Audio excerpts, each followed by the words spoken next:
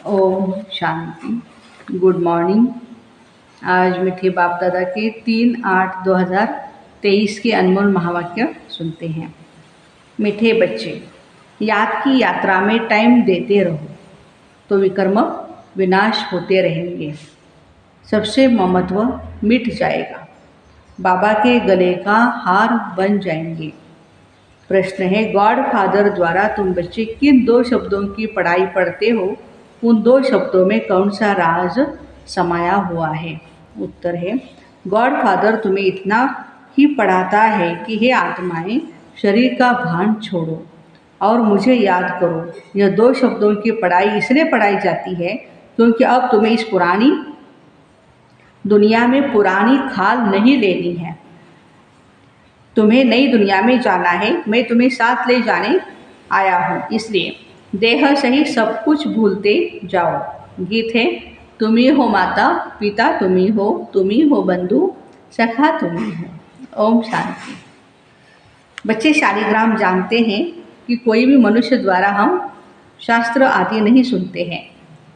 इसको सत्संग नहीं कहा जाता है, इसको पढ़ाई कहा जाता है। अगर मनुष्यों से पूछा जाए तो कहेंगे हम सत्संग में जाते हैं, व कहेंगे हम कॉलेज में जाते हैं। ये तो जानते हो, सत्संग में साधु संत विद्वान आदि सुनाने वाले होते हैं। स्कूल में मनुष्य टीचर प्रोफेसर आदि होंगे, यहाँ कोई मनुष्य नहीं है। यह है बेहद का रूहानी बाप, जिसको कहा जाता है त्वमेव माताश्च पिता त्वमेव बंधुश्च सखा त्वमेव। यह महिमा देवताओं की नहीं है, ब्रह्मा विष्णु शंकर की भी नहीं है। यह महिमा है निराकार परमपिता परमात्मा की। अब बच्चे जानते हैं, निराकार परमपिता परमात्मा यह शरीर धारण कर पार्ट बजा रहे हैं। सिवाय इस निराकार परमात्मा के कोई भी ब्रह्मा कुमार कुमारियों को पढ़ा नहीं सकते। ब्रह्मा को भी ज्ञान का सागर नहीं कहेंगे। इसको प्रजापिता कहा जाता है। ज्ञान सागर एक ही निराकार परमपिता परमात्मा को कहा जाता है। वही पतितों को पावन बनाने वाला है, क्योंकि ज्ञान सागर से ही सद्गति होती है। यह है नई बात। गीता में श्री कृष्ण का नाम डालने से खंडन कर दिया है। अब मनुष्यों को कैसे पता पड़े? नॉलेज फुल परमपिता परमात्मा आकर के नॉलेज देते हैं। यह मनुष्य भूल जाते हैं। ऐसे नहीं कि शास्त्र आदि द्वापर के आदि में ही बनते हैं, नहीं। समझाया जाता है, पहले बाप का चित्र मंदिर आदि बनते हैं, जिससे भक्ति शुरू होती है। भक्ति भी बहुत समय परमात्मा की होनी चाहिए, क्योंकि ऊंचते ऊंच वह है। उनकी पूजा पहले शुरू होती है। पूजा लायक है ही एक शिव। ऐसे नहीं ब्रह्मा विष्णु शंकर व जगत अम्बा जगत पिता पूजा के लायक है। इन सबको पूज्य बनाने वाला एक ही बाप है। उनकी भक्ति भी जरूर अधिक होगी। यह ब्रह्मा तो कुछ भी नहीं है। इनमें परमपिता परमात्मा न आए तो इनकी पूजा क्या होगी? ब्रह्मा बाबा को भी महत्व तब होता है जब परमात्मा उनके शरीर में आते हैं। सबका सद्गति दाता एक ही बाप है। यह विचार सागर मंथन करना होता है। भक्ति कैसे शुरू होगी? शिव बाबा तो विचार सागर मंथन नहीं करते हैं, वो तो नॉलेजफुल है, ज्ञान का सागर है। विचार सागर मंथन करने की जरूरत हम बच्चों को है। सरस्वती जो ब्रह्मा मुखो वंशावली है, उनको भी विचार सागर मंथन करना है। और मातेश्वरी की हम मुरलियाँ सुनते तो कितनी ना डीप में, अब बिल्कुल गहराई में जा कर के मातेश्वरी चिंतन करते हैं। उनकी हमने मुरली सुनी है ना सभी ने। तो हमें चिंतन करना है। ऊंचते ऊंच है एक, अगर वह न आए तो दुनिया को पतित से पावन कौन बनाए? सब मनुष्य मात्र पतित है। अब शिव बाबा न आए तो स्वर्ग का वर्षा कौन देवे? निश्चय बुद्धि नहीं है तो विजय माला में पिरो न सके। सपूत बच्चे, अंडरलाइन दिस सेंटेंस, सपूत बच्चे सदैव गले का हार बनते हैं। बाप भी खुश होते हैं। यह बच्चा बड़ा सपूत आज्ञाकारी है। देखना अपने आप को भी, क्या ये रिमार्क हमारे लिए भी है? बहुत माँ बाप होते हैं जिनको 12-14 बच्चे भी होते हैं, जिनमें कोई कपुत कोई सपुत। पतित पावन बाप के सिवाय पतितों का उद्धार कोई कर नहीं सकते।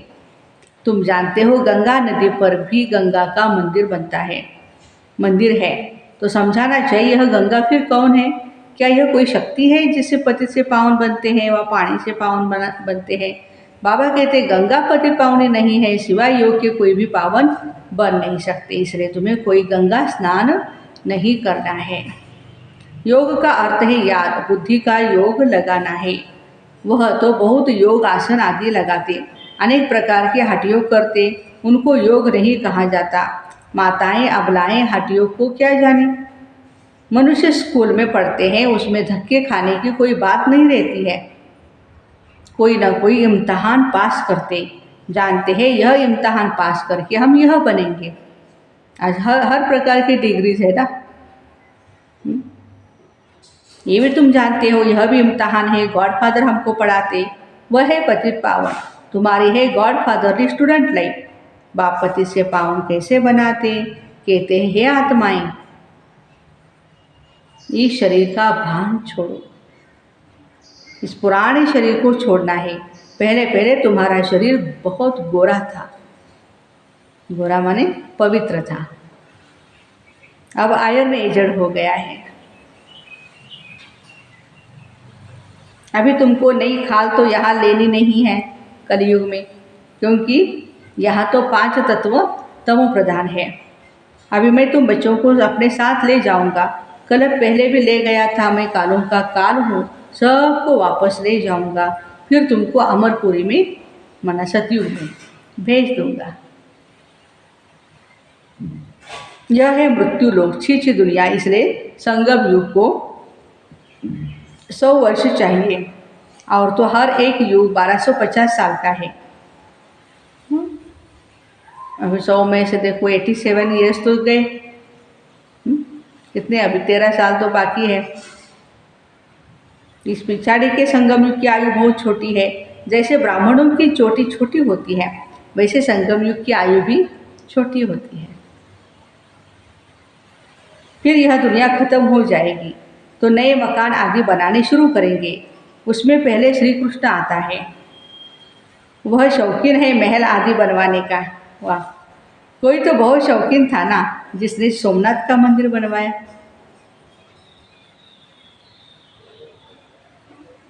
बिरला भी शौकीन है, कैसा अच्छा मंदिर बनाते हैं लक्ष्मी नारायण का। नंबर 1 में है पूज्य शिव बाबा। फिर भक्ति मार्ग में भी पहले सोमनाथ का मंदिर बनता है, सो भी कुछ समय के बाद बनता होगा। फिर पूजा शुरू होगी। अभी तो है घोर अंधियारा, रात पूरी हो फिर दिन आता है। बाबा कहते हैं मैं रात और दिन के बीच में आता हूँ। महाभारी लड़ाई है, लिखा हुआ है यादवों के पेट से वह चीज़ें निकली जिससे सारे कुल का विनाश हुआ। दुख देख, अभी तुम बच्चे भी देख रहे हो ना, बरोबर विनाश के लिए तैयारी हो रही है। समझते हैं कोई तो प्रेरक है। दोनों ने विनाश के लिए बॉम्ब्स बना करके रखे हैं। आफतें भी आनी है। तुम तो प्रैक्टिकल में देख रहे हो, स्थापना भी हो रही है, विनाश भी सामने खड़ा है। समझो कोई ने विनाश नहीं देखा है। अच्छा वैकुंठ तो देखते हो ना, अच्छी तरह पढ़कर बाप से पूरा बेहद का वर्षा लेना है। तुमको साकार नहीं पढ़ाते हैं, लेकिन निराकार परमात्मा पढ़ाते हैं। शास्त्रों आदि की बात नहीं, यह तो ज्ञान सागर स्वयं पढ़ाते हैं। तुम अपने को देही समझ बाप को याद करते हो। भगवान वाच अपने बच्चों के प्रति कहते हैं मैं तो बच्चों के सन्मुख होता हूँ। जो मेरे बच्चे बनते हैं उनमें से कोई सौतेले होते हैं और कोई मातेले होते हैं। मातेले बच्चों को ही वर्षे का हक है। संशय बुद्धि को सौतेला कहा जाता है। उनको वर्षा नहीं मिल सकता, वह फिर पुरुषार्थ अनुसार प्रजा में चले जाते हैं। मातेले राजाई में आ जाते हैं। वह बाप को प्यार करते हैं, बाबा भी उनको बहुत ही प्यार करते हैं। गाते भी है ना, तुम पर बलिहार जाऊं वारी जाऊं। बाबा कहते मुझे याद करेंगे तो मैं तुमको बहुत मदद करूँगा। हिम्मत दे मर्दा, फिर मदद दे खुदा। और सबसे बुद्धियोग तोड़ एक से जोड़ना है। तुम कहते हो हम बाबा के हैं, यह सब कुछ हमारे प्यारे बाबा का है। बाबा को हम ककपन देते हैं और बदले में स्वर्ग के बेहद की बादशाही का वर्षा लेते हैं। इस पुरानी दुनिया से हमारा ममत्व नहीं है। यह तो तमोप्रधान रोगी शरीर है हमारे पास, और क्या है। मनुष्य मरते हैं, सब कुछ छूट जाता है, फिर उनका सब कुछ करनी घोर को दिया जाता है। हम सब कुछ आपको देते हैं। ममत्व मिटाने के लिए हम निरंतर बाबा को याद करने का पुरुषार्थ करते हैं। माया फिर विघ्न डालती है, इसलिए धीरे धीरे जितना मेरी याद में टाइम देते रहेंगे तो तुम्हारे विकर्म विनाश होंगे, वही मेरे गले का हार बनेंगे। कितना सहज समझाते बाबा, समझाते यह रथ भी ड्रामा अनुसार मेरा मुकर्रर किया हुआ है और किसी में भी मैं आ नहीं सकता हूँ। तुम भी कहते हो बाबा, कल्प पहले भी हम आपसे इस ही मकान में इसी ड्रेस में मिले थे और आपसे वर्षा लिया था, तो कितना सहज है। ये स्मृति कभी भी भूलनी नहीं है हमें। बाबा कहते सिर्फ मुझे याद करो और कोई तरह बुद्धि योग न जाए। याद रखना, अंतकाल जो पुत्र सिमरे, अगर किसी को भी याद किया तो फिर वहाँ ही जन्म लेना पड़ेगा। कहाँ भी ममत्व नहीं रहना चाहिए। अंतकाल जो स्त्री सिमरे, बाबा आते हैं पतितों को पावन बनाने, उनकी महिमा कितनी करते हैं। एक ओंकार उनका नाम है, उनको दूसरा शरीर नहीं मिलता है जो नाम बदली हो। तुम तो 84 जन्म लेते हो तो तुम्हें 84 नाम पड़ते हैं। बाबा की महिमा गाते हैं ना, गुरु नानक देव जी ने बहुत सुंदर महिमा की है। निर्भय निर्वैर अकाल मूरत, होशी भी सत है भी सत। वही कालों का काल है, उन्हें काल ही खा सकता। मैं सभी को मुक्ति धाम में ले जाऊंगा। निर्वैर, मेरा कोई से भी वैर नहीं है। अकाल मूरत, अजोनी, मैं जन्म मरण में नहीं आता।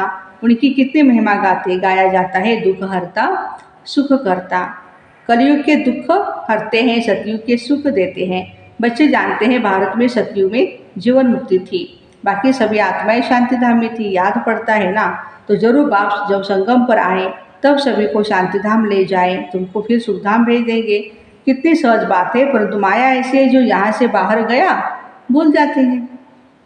जैसे गर्भ जेल में धर्मराज के द्वारा तुमको सजा दिलाता हूँ, त्राही त्राही करते हो कि हम माफ़ी मांगते हैं, फिर बाबा ऐसे पाप नहीं करेंगे। तौबा तौबा करते हैं ना, माफ़ी मांगनी है भगवान से।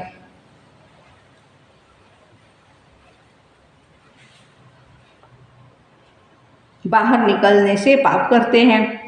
यह है माया का राज्य। सतयुग त्रेता में माया होती नहीं, वहाँ तो सुख ही सुख है। अभी तुम पढ़ रहे हो, इसमें घर बार छोड़ने की बात नहीं। बाबा कहते देह से ही सब कुछ भूल जाओ। तुम्हारा यह बेहद का संन्यास है, पूर्ण सन्यासियों का हाथ का संन्यास। जंगल में जाकर फिर लौट आते हैं शहर में। बाप कितने बड़े बड़े नाम रखवाते हैं। अच्छा, जंगल में बाबा कहते हैं जाते हैं सन्यासी, और जब वो संन्यास लेते हैं तो बहुत बड़े बड़े अपने को नाम देते हैं। श्री श्री 108 जगत गुरु भी कहते हैं खुद को। अभी जगत का गुरु तो एक ही परमात्मा है।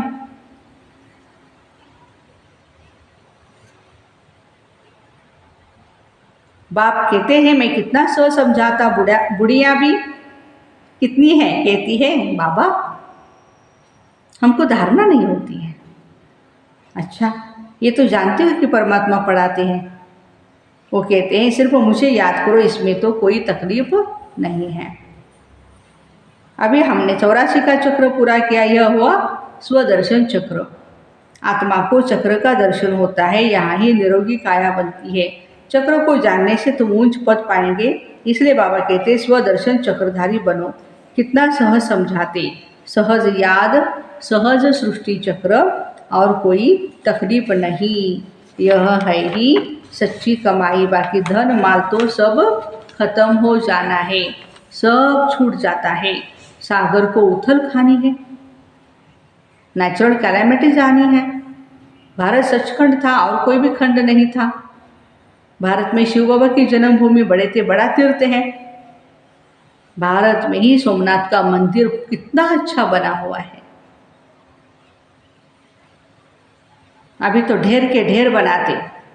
बाबा कहते इस समय की शादी पूरी बर्बादी है।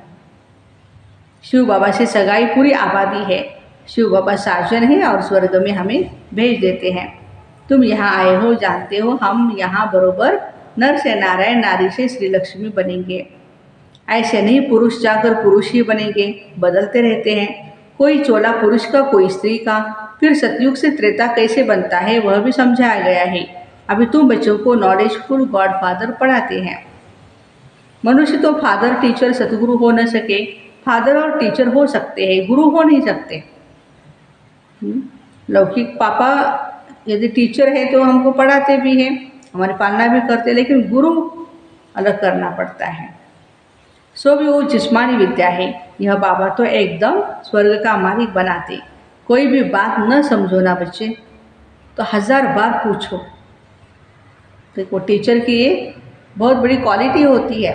यदि बच्चों को कुछ समझ में नहीं आता है, बार बार हम जब टीचर को पूछते हैं ऐसा है, हमें ये ध्यान में नहीं आ रहा है, इसके बारे में हमें थोड़ा और प्रकाश डालें, तो बाबा हमें बहुत अच्छी तरह से समझाते हैं। अच्छा, मीठे मीठे सिक्के लदे बच्चों प्रति माता पिता बाप दादा का याद प्यार और गुड मॉर्निंग। रूहानी बाप की रूहानी बच्चों को नमस्ते। हम रूहानी बच्चों की रूहानी माता पिता बाप दादा को याद प्यार, गुड मॉर्निंग और नमस्ते। वाह बाबा वाह, शुक्रिया बाबा शुक्रिया। धारणा के लिए मुख्य सार, पहली पॉइंट, सपूत आज्ञाकारी बन विजय माला में पिरोना है। बाबा को अपना ककपन दे, बलिहार हो, सबसे ममत्व मिटा देना है। अंतकाल में एक बाबा की याद रहे उसके लिए और सबसे बुद्धियोग तोड़ निरंतर बाप की याद में रहने का पुरुषार्थ करना है। वरदान, सर्व खजानों को स्वयं भी समाकर दिल शिकस्तपन व ईर्ष्या से मुक्त रहने वाले सदा प्रसन्न चित्त भव।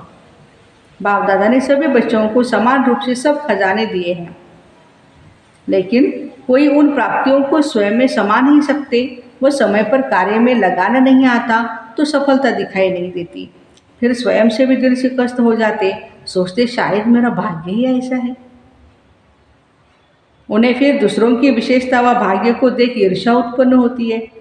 ऐसे दिल शिकस्त होने व ईर्ष्या करने वाले कभी भी प्रसन्न नहीं रह सकते। जिसका जो भाग्य हो उसको मिलेगा, मेरे भाग्य का मुझे मिलेगा, ईर्ष्या करने से क्या फायदा है। सदा प्रसन्न रहना है तो इन दोनों बातों से मुक्त रहो, ईर्ष्या और दिल शिकस्तपन। स्लोगन, स्वार्थ के बिना सच्चे दिल से सेवा करने वाले ही स्वच्छ आत्मा है। स्वार्थ के बिना सच्चे दिल से सेवा करने वाले ही स्वच्छ आत्मा है।